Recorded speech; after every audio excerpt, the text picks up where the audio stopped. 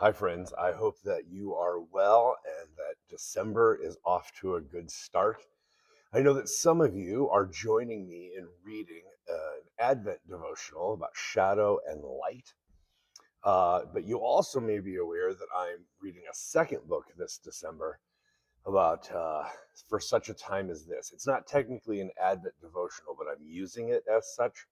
So I wanted to share with you two readings today to encourage you, whether you are following along or not. I hope that you'll find this encouraging.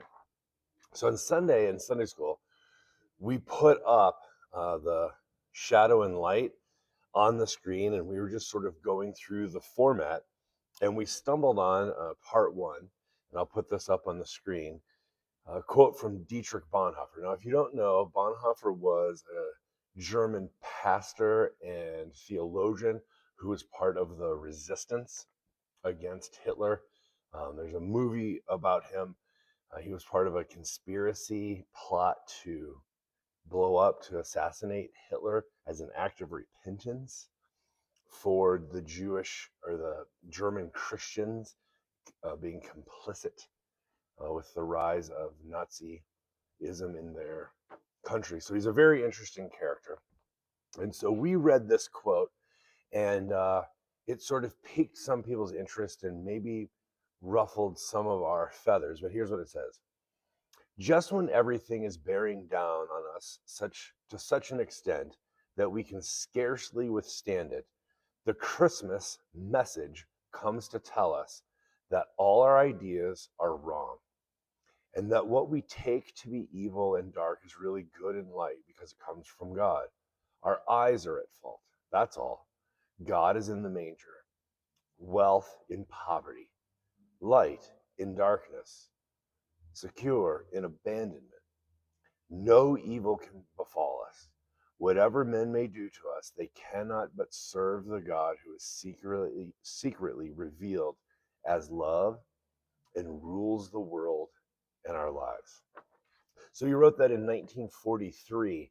It's a really odd quote if you've not heard something like that, and quite challenging because it turns upside down sort of even my impression. I was surprised by how direct or enthusiastic that kind of conviction sounds, especially if you understand what was going on in his life at the time. So he wrote that in 1943.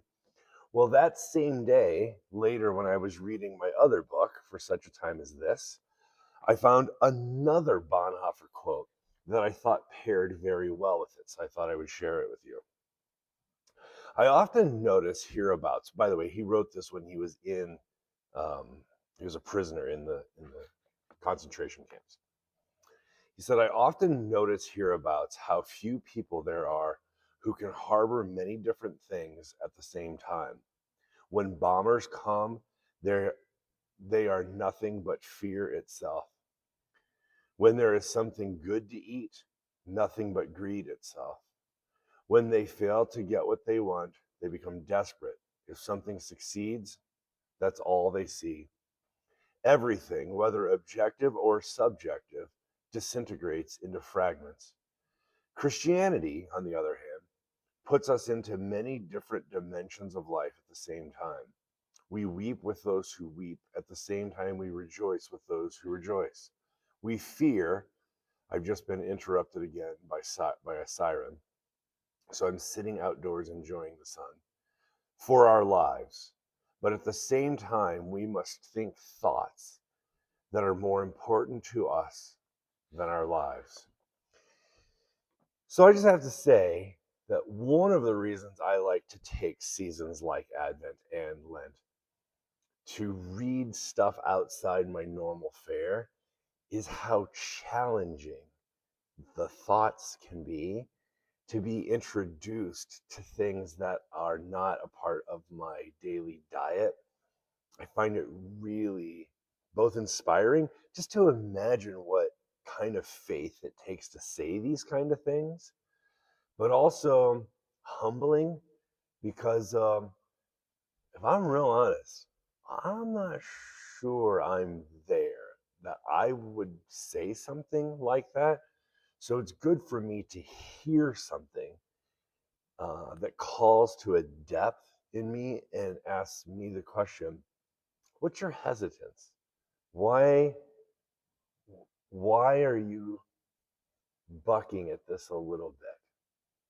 What's the caution? And to be real honest with myself about what it is.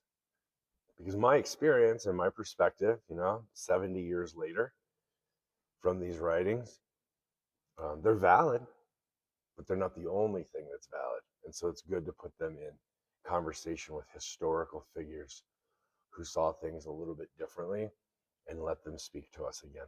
I hope that you are enjoying the reading. I'll see you again soon.